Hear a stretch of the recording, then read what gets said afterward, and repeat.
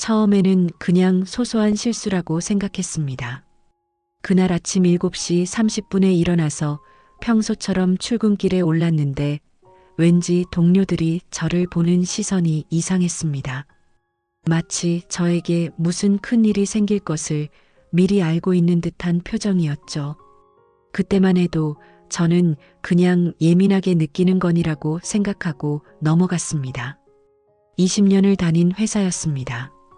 신입사원 때부터 묵묵히 자리를 지키며 성실하게 일해왔다고 자부했습니다. 승진은 빠르지 않았지만 그래도 부장까지 올라갔고 연봉도 5,500만 원 정도로 나쁘지 않은 수준이었죠. 올해 52살인 저에게는 앞으로 8년만 더 버티면 정년인 60세까지 무사히 다닐 수 있을 거라고 믿어 의심치 않았습니다. 사실 최근 몇 개월 동안 회사 분위기가 심상치 않다는 건 알고 있었습니다. 코로나19 이후 업계 전체가 어려워지면서 우리 회사도 매출이 지속적으로 감소하고 있었거든요. 하지만 저는 생산관리 부서의 부장으로서 나름대로 비용 절감에도 기여하고 있었고 무엇보다 20년이라는 긴 경력이 있으니까 설마 제가 정리 대상이 될 거라고는 생각하지 못했습니다. 그런데 일주일 전부터 뭔가 이상한 징조들이 보이기 시작했습니다.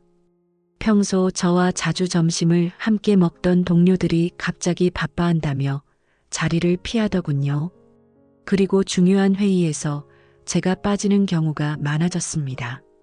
저는 그냥 업무 조정 차원이라고 생각했는데 지금 돌이켜보니 이미 그때부터 저를 배제하는 분위기가 조성되고 있었던 것 같습니다. 그런데 그날 오후 2시경 인사팀에서 면담 요청이 왔습니다. 처음에는 단순한 업무 조율 회의라고 생각했는데 인사팀장의 표정이 심상치 않더군요. 회의실에 들어가자마자 뭔가 분위기가 이상했습니다. 평소보다 더 딱딱하고 차가운 공기가 감돌았죠. 부장님 앉으세요. 인사팀장의 목소리에서 평소의 친근함은 온데간데 없었습니다. 저희가 부장님과 심각한 이야기를 나눠야 할 것 같습니다. 순간 머릿속이 새하얘졌습니다. 무슨 일인지 전혀 짐작할 수 없었죠. 그동안 제가 뭔가 잘못한 일이 있었나 싶어서 머릿속으로 최근 몇 달을 되짚어봤지만 특별히 문제될 만한 일은 없었습니다. 부장님께서 지난달 진행하신 프로젝트에서 예산 관련해서 문제가 있었습니다. 인사팀장이 서류를 펼치며 말했습니다. 300만 원 정도의 예산이 부적절하게 집행되었다는 보고가 올라왔고요. 저는 깜짝 놀랐습니다. 300만 원이라니요. 그것도 부적절한 집행이라니.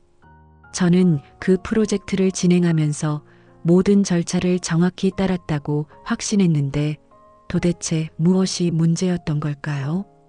그런 일은 없었습니다. 저는 모든 예산을 규정에 따라 집행했습니다. 제가 당황하며 말했지만 인사팀장의 표정은 변하지 않았습니다.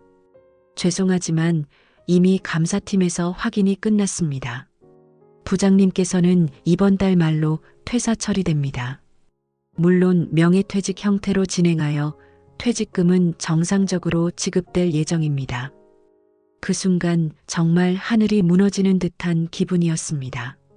20년을 다닌 회사에서 하루아침에 쫓겨나다니. 그것도 제가 전혀 모르는 일로요. 나중에 알게 된 사실이지만 그 300만 원은 실제로는 회계 처리 과정에서 생긴 단순한 실수였고 저와는 전혀 관련이 없는 일이었습니다. 하지만 회사에서는 구조조정의 명분으로 저를 내보내기로 이미 결정한 상태였던 거죠. 집에 돌아와서 아내에게 이 사실을 알렸을 때 아내도 말을 잇지 못했습니다. 어떻게 된 일이야? 정말 그런 일이 있었어? 아내가 믿을 수 없다는 표정으로 물었지만 저도 영문을 모르겠다고 할 수밖에 없었습니다. 그날 밤 잠을 이루지 못하고 뒤척이면서 생각해보니 사실 몇 가지 신호가 있었던 것 같습니다. 3개월 전부터 회사에서는 구조조정 이야기가 돌기 시작했고 특히 생산직 인력을 대폭 줄인다는 소문이 있었거든요. 그런데 저는 관리직이니까 큰 영향이 없을 거라고 안일하게 생각했습니다. 또한 최근에 도입된 스마트 팩토리 시스템으로 인해 기존 생산관리 업무의 상당 부분이 자동화되었습니다. 젊은 직원들은 새로운 시스템에 금방 적응했지만 저 같은 중년 관리자들은 따라가기가 쉽지 않았죠. 회사에서는 재교육 프로그램을 운영했지만 솔직히 20년 넘게 해온 방식을 바꾸기가 쉽지 않았습니다. 퇴직금과 지금까지의 노후 자금을 합치면 약 2억 3천만 원 정도 됩니다. 52살인 저에게는 1961년생이므로 63세부터 국민연금을 받을 수 있지만 아직 11년이나 남았습니다. 그 기간 동안 어떻게 생활해야 할지 막막했습니다. 회사에서 받은 명예퇴직 안내서를 자세히 살펴보니 퇴직금은 약 7천만 원 정도였습니다. 20년 근속에 대한 위로금 명목으로 추가로 2천만 원을 지급한다고 했죠. 그리고 지금까지 모아놓은 적금과 펀드 등을 합치면 총 2억 3천만 원 정도의 목돈이 생겼습니다. 하지만 문제는 앞으로 11년 동안 이 돈으로 생활해야 한다는 점이었습니다. 한 달에 150만 원씩 쓴다고 해도 1년에 1,800만 원, 11년이면 거의 2억 원이 필요하거든요. 물가 상승률까지 고려하면 턱없이 부족한 금액이었습니다. 더욱이 아내도 파트타임으로 일하고 있지만 월 50만 원 정도의 수입밖에 없어서 가게 운영에는 큰 도움이 되지 않는 상황이었습니다. 아이들은 다행히 독립했지만 여전히 대학 등록금과 생활비를 보태주고 있어서 지출이 만만치 않았죠. 더 큰 충격은 그 다음에 기다리고 있었습니다. 20년 넘게 친하게 지낸 친구들에게 연락을 해봤는데 반응이 예상과 완전히 달랐습니다. 가장 먼저 연락한 것은 대학 동기인 친구였습니다. 그 친구는 여전히 대기업에서 임원으로 일하고 있었죠. 잠깐 해고당했다고? 요즘 그런 일이 흔한가? 친구의 목소리에서 당황스러움이 느껴졌습니다. 그리고 이어진 말이 더 충격적이었죠. 아, 그렇구나. 그럼 당분간은 좀 바쁠 것 같으니까 나중에 연락하자. 그때 저는 처음으로 무언가 이상하다는 것을 느꼈습니다. 평소 그 친구는 저에게 먼저 연락을 하는 편이었는데 갑자기 바쁘다니요. 더구나 제가 어려운 상황에 처했다는 걸 알면서도 도움은커녕 회피하려는 기색이 역력했습니다. 이틀 후 그 친구에게 다시 전화를 걸어봤습니다. 형, 정말 바쁜 거야? 잠깐만 커피나 한잔 하자. 하지만 돌아온 대답은 더욱 냉정했습니다. 야, 솔직히 말하면 요즘 회사에서도 분위기가 좋지 않아. 너처럼 갑자기 잘린 사람이랑 만난다는 게 알려지면 나도 괜한 의심받을 수 있거든. 미안하지만 당분간은 좀. 그 순간 정말 허탈했습니다. 25년을 친구라고 생각했던 사람이 저를 마치 전염병 환자 취급하는 것 같았거든요. 그 친구와는 평소 한 달에 한두 번씩은 꼭 만나서 술도 마시고 이야기도 나누던 사이였는데 갑자기 바쁘다니요. 저는 그때 처음으로 친구라는 관계가 얼마나 허무한 것인지 깨달았습니다. 두 번째로 연락한 친구는 같은 회사에서 일하다가 3년 전에 이직한 후배였습니다. 그 친구에게는 좀 더 솔직하게 이야기했죠. 형, 정말 억울해. 내가 뭘 잘못했는지도 모르겠어. 하지만 그 친구의 반응도 예상과 달랐습니다. 형, 그런 일이 있었구나. 근데 요즘 회사 일이 너무 바빠서. 그리고 솔직히 말하면 나도 회사에서 조심스러운 상황이야. 혹시 형이랑 만난다는 게 알려지면 좀 그럴 것 같아서. 그 순간 정말 허탈했습니다. 20년 넘게 쌓아온 인간관계들이 하루아침에 무너져 내리는 것 같았죠. 저는 그동안 제가 사람들과 좋은 관계를 맺고 있다고 생각했는데 알고 보니 그것들은 모두 제가 회사에 다니고 있다는 전제 하에서만 유지되는 관계였던 겁니다. 세 번째로 연락한 친구는 고등학교 동창이었습니다. 그 친구는 자영업을 하고 있어서 좀 더 이해해 줄 거라고 생각했는데 역시나 실망스러웠습니다. 야, 너도 이제 백수네. 하. 농담으로 하는 말이었겠지만 그 순간 정말 기분이 나빴습니다. 그리고 이어진 말이 더 충격적이었죠. 근데 솔직히 너랑 만나면 기분이 우울해질 것 같아. 나도 요즘 장사가 안 되는데 백수랑 만나서 푸념 들으면 더 우울해질 것 같거든. 친구들의 반응을 보면서 저는 정말 절망적이었습니다. 그동안 제가 믿고 의지했던 인간관계들이 모두 허상이었다는 것을 깨달았죠. 사람들은 제가 성공했을 때만 저와 친하게 지내려고 했고 제가 어려워지자마자 저를 외면했습니다. 가장 충격적이었던 것은 네 번째 친구의 반응이었습니다. 그 친구는 제가 가장 아끼던 후배였는데 저에게 돈을 빌린 적이 있었습니다. 6개월 전에 500만 원을 빌려갔는데 아직 갚지 않은 상태였죠. 저는 제가 어려워진 상황을 설명하면서 돈을 좀 돌려달라고 부탁했습니다. 형, 미안해요. 저도 요즘 상황이 좋지 않아서. 그리고 솔직히 말하면 형이 회사에서 문제를 일으켜서 나온 거잖아요. 그런 사람한테 돈을 빌렸다는 게 알려지면 제 입장도 곤란해져요. 그 말을 듣는 순간 정말 화가 치밀어 올랐습니다. 제가 문제를 일으켜서 나왔다니요. 저는 아무것도 잘못한 게 없는데 왜 모든 사람들이 저를 죄인 취급하는 건지 이해할 수 없었습니다. 그날 밤 저는 잠을 이룰 수 없었습니다. 아내도 옆에서 뒤척이는 소리가 들렸는데 아마 저와 같은 생각을 하고 있었을 겁니다. 앞으로 어떻게 살아야 할지 정말 막막했습니다. 다음 날 아침 저는 새로운 일자리를 찾기 위해 나섰습니다. 하지만 52살의 해고 경력이 있는 사람을 받아주는 곳은 많지 않았습니다. 인터넷 구인구직 사이트들을 뒤져봐도 대부분 40세 이하 우대 또는 35세 이하 지원 가능이라는 조건이 붙어 있었죠. 처음에는 제가 경험한 생산관리 분야의 부장급 자리를 찾아봤습니다. 하지만 그런 자리는 대부분 내부 승진이나 헤드헌팅으로 충원되고 일반 공개 채용은 거의 없더군요. 몇몇 중소기업에 이력서를 넣어봤지만 일주일이 지나도 연락이 오지 않았습니다. 그래서 조금 눈높이를 낮춰서 과장급이나 차장급 자리도 알아봤는데 여기서도 문제가 있었습니다. 대부분의 회사에서는 저 같은 경력자가 오면 기존 직원들과의 위계 질서에 문제가 생길 수 있다고 우려하더군요. 실제로 한 중소기업 인사 담당자는 솔직하게 이야기해줬습니다. 부장님 경력으로 보면 충분히 자격이 되지만 저희 회사에는 30대 초반의 과장들이 많아서요. 나이 차이가 너무 나면 팀워크에 문제가 생길 수 있거든요. 그때 저는 중년 재취업의 현실을 뼈저리게 깨달았습니다.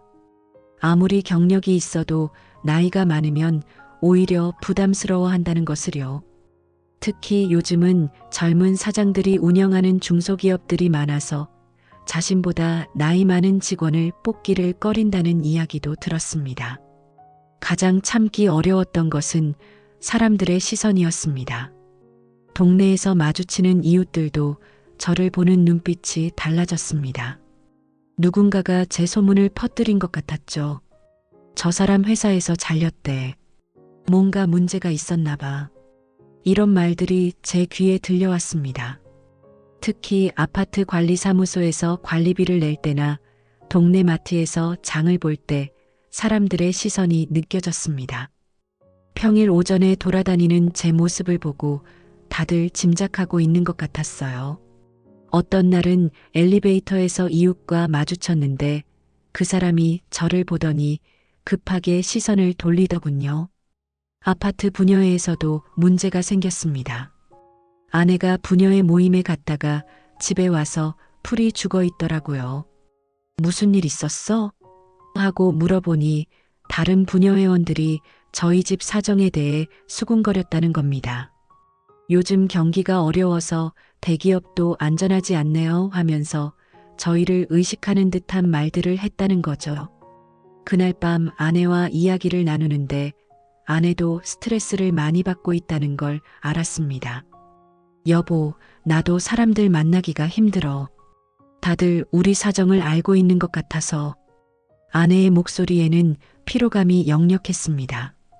더욱 힘들었던 것은 가족들의 반응이었습니다. 처가댁에서는 저를 바라보는 시선이 예전과 완전히 달라졌습니다. 장모님은 직접적으로 말씀하지는 않으셨지만 딸이 고생할 것을 걱정하시는 표정이 역력했죠. 처남은 아예 대놓고 매영, 앞으로 계획이 어떻게 되세요? 라고 물으며 불안감을 드러냈습니다. 특히 장모님의 변화가 가장 충격적이었습니다. 예전에는 제가 오면 반갑게 맞아주시고 사위가 최고야 하시며 자랑스러워 하셨는데 이제는 어색한 침묵이 흐르더군요. 명절에 갔을 때도 다른 친척들 앞에서 제 이야기는 일절하지 않으시고 오히려 다른 사위들의 직장 이야기만 하시더라고요. 처남네 처제는 더 직설적이었습니다. 언니 남편 일자리 구하면 연락해. 우리가 아는 곳 중에 혹시 자리 있으면 알아볼게. 겉으로는 도와주겠다는 말이었지만 그 말투와 표정에서는 은근한 동정과 우월감이 느껴졌습니다. 심지어 저희 친정 쪽에서도 비슷한 반응이 나왔습니다. 저희 어머니는 아들이 해고당했다는 사실을 받아들이기 힘들어 하시면서 내가 뭘 잘못했길래 회사에서 내보냈냐고 계속 추궁하셨어요. 아무리 억울한 일이라고 설명해도 요즘 회사들이 함부로 사람을 자르지는 않을 텐데 하시며 제게 책임이 있다고 생각하시는 것 같았습니다. 그런 상황이 3개월 정도 지속되었습니다. 저는 매일 구직 활동을 했지만 결과는 신통치 않았고 주변 사람들의 시선은 점점 더 차가워졌습니다. 가장 가까웠던 친구들마저 저를 외면하는 상황에서 저는 정말 세상에 혼자 남은 것 같은 기분이었습니다. 그 3개월 동안 제가 겪은 현실을 좀 더 자세히 말씀드리면 정말 참담했습니다. 첫 번째 달에는 자존심을 지키려고 무리하게 높은 수준의 자리만 찾아다녔습니다. 대기업 부장급이나 중견기업 임원급 자리 말이죠. 하지만 그런 자리는 대부분 내부 추천이나 헤드헌팅으로 충원되고 일반 지원자는 서류 심사에서부터 탈락하더군요. 두 번째 달에는 조금 현실적으로 접근해서 중소기업의 관리직 자리들을 알아봤습니다. 그런데 여기서 새로운 문제가 생겼어요. 연봉 문제였습니다. 제가 받던 5,500만 원의 절반도 안 되는 2,500만 원에서 3,000만 원 수준의 자리들이 대부분이었거든요. 그것도 야근과 주말 근무가 당연시되는 환경이었고요. 세 번째 달에는 정말 절박해져서 연봉에 상관없이 일단 취업부터 하자는 생각으로 여러 곳에 지원했습니다. 하지만 이번에는 과도한 경력이 문제가 되더군요. 이렇게 경력이 좋으신 분이 저희 같은 작은 회사에 오시면 금방 더 좋은 곳으로 이직하실 것 같은데요 하면서 돌려서 거절하는 곳들이 많았습니다. 그때 저는 중년 재취업의 딜레마를 절실히 깨달았습니다. 경력이 부족하면 안 뽑고 경력이 너무 많아도 안 뽑는다는 것을요. 정확히 적당한 수준이어야 하는데 그 적당한 수준이라는 게 참 애매하더라고요. 특히 면접을 볼 때 가장 당황스러웠던 질문은 앞으로 몇 년 정도 저희 회사에서 일하실 생각이세요? 였습니다. 솔직히 말하면 63세에 국민연금을 받을 때까지 11년 정도는 일해야 한다고 생각했는데 그렇게 말하면 너무 장기간이라고 부담스러워하고 짧게 말하면 진정성이 없다고 생각하더라고요. 또 다른 어려움은 기술의 변화였습니다. 제가 20년 동안 해온 생산관리 업무는 대부분 경험과 노하우에 의존하는 일이었는데 요즘은 모든 것이 전산화되고 자동화되어 있더군요. 젊은 직원들은 새로운 시스템을 금방 익히지만 저 같은 중년은 적응하기가 쉽지 않았습니다. 한 중소기업에서 면접을 볼 때 이런 일이 있었습니다. 면접관이 태블릿을 주면서 간단한 데이터 입력을 해보라고 하더군요. 저는 컴퓨터는 어느 정도 할 수 있지만 태블릿은 익숙하지 않아서 버벅거렸습니다. 그 모습을 본 면접관의 표정이 확연히 변하더라고요. 아, 요즘은 모든 업무가 모바일로 이루어지는데 적응하시기 어려우실 것 같네요. 그런 경험들을 겪으면서 저는 점점 자신감을 잃어갔습니다. 20년의 경력이 무색하게 모든 것이 낡은 것처럼 느껴졌거든요. 게다가 면접에서 떨어질 때마다 자존심도 상했습니다. 예전에는 제가 면접관이었는데 이제는 면접을 받는 입장이 되어버린 거죠. 가장 충격적이었던 면접은 한 물류회사에서 있었던 일입니다. 면접관이 저보다 10살은 어려 보이는 젊은 남자였는데 처음부터 저를 무시하는 듯한 태도였어요. 부장 출신이면 연봉 기대치가 높으실 텐데 저희는 그렇게 많이 드릴 수 없습니다 하면서 아예 협상의 여지도 주지 않더군요. 그리고 마지막에 한 말이 정말 기가 막혔습니다. 솔직히 말씀드리면 이 나이에 새로운 회사에 적응하기 어려우실 것 같은데 젊은 직원들과 어울리실 수 있겠어요? 그날 면접장에서 나오면서 정말 울고 싶었습니다. 52살이 그렇게 늙은 나이인가 싶었거든요. 아직 8년이나 더 일해야 하는데 벌써 늙었다고 취급받는 현실이 너무 가혹했습니다. 하지만 그런 절망적인 상황 속에서도 포기할 수는 없었습니다. 가족을 위해서라도 다시 일어나야 했죠. 저는 조금씩 마음을 다잡기 시작했습니다. 비록 친구들은 저를 외면했지만 가족만큼은 저와 함께 이 어려움을 이겨내겠다고 다짐했습니다. 이 시점에서 저는 정부에서 운영하는 중장년 일자리 희망센터에 상담을 받으러 갔습니다. 상담사는 현실적인 조언을 해주더군요. 요즘 중년 재취업률이 10% 정도밖에 안 됩니다. 특히 관리직 출신일수록 더 어려워요. 하지만 포기하지 마세요. 새로운 분야에 도전해보는 것도 하나의 방법입니다. 상담사의 조언에 따라 저는 지게차 운전기능사나 전기기능사 같은 기술 자격증 취득을 고려해보기 시작했습니다. 처음에는 부장 출신이 그런 일을 한다는 게 자존심이 상했지만 현실적으로 생각해보니 안정적인 수입을 올릴 수 있는 방법이었거든요. 또한 프리랜서 컨설턴트로 활동하는 것도 알아봤습니다. 제가 20년 동안 쌓은 생산관리 경험을 바탕으로 중소기업들에게 컨설팅을 해주는 일이었죠. 수입은 불안정하지만 그래도 완전히 놀고 있는 것보다는 나을 것 같았습니다. 이런 고민을 하던 중 우연히 같은 처지에 있는 사람들과 만날 기회가 생겼습니다.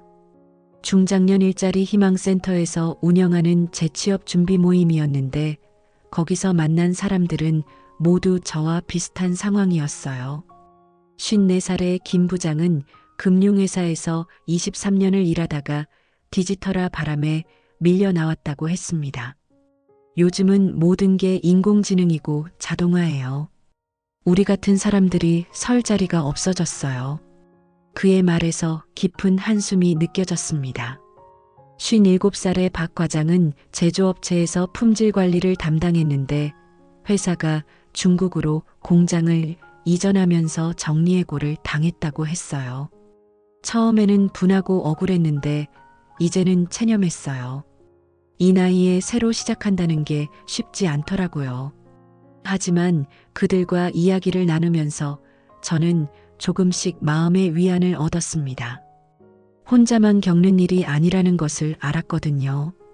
그리고 무엇보다 서로의 상황을 이해하고 격려해주는 사람들이 있다는 것만으로도 큰 힘이 되었습니다.